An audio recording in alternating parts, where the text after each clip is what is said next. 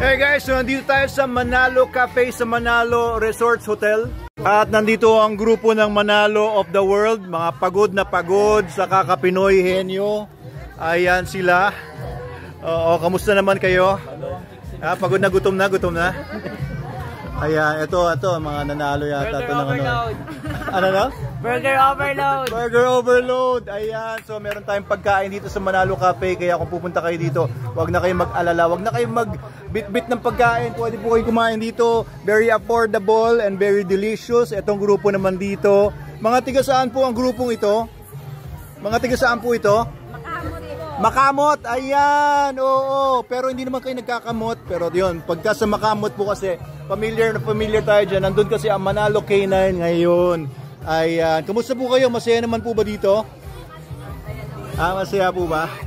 Mukhang nagkakasiyahan po kayo dito. Okay lang po ba na kasama kayo dito? Parang hiyang-hiya naman kayo. Okay lang po ba? Isama ko to, upload ko to panood ng milyon-milyong mga tao sa buong mundo. Okay lang po ba? Okay lang po. Anong nagustuhan niyo po dito sa Manalo Resorts Cafe? Ano yung mga kinain niyo na nagustuhan niyo? Ito may cake sila yung liempo parang hindi yata yung galing dito ano po in order niyo nagustuhan niyo? Yung fries po.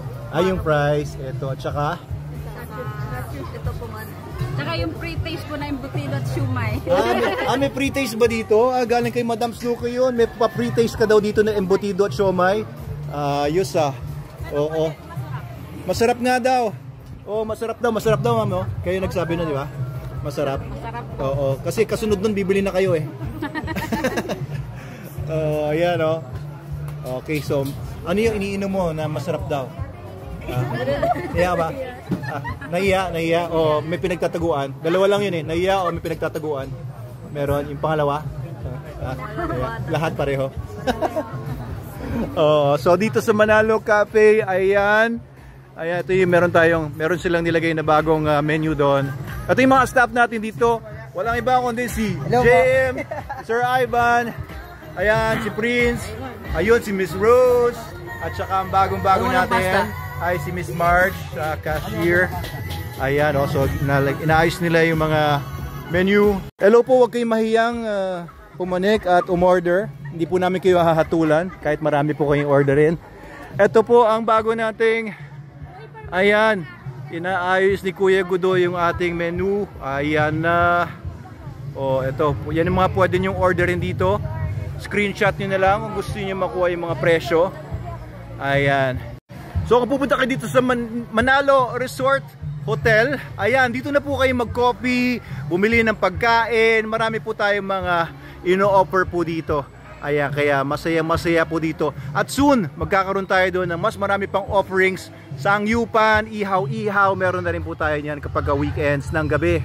Ayan, at dito mamaya bubalabugin natin yung mga nandun sa swimming pool areas.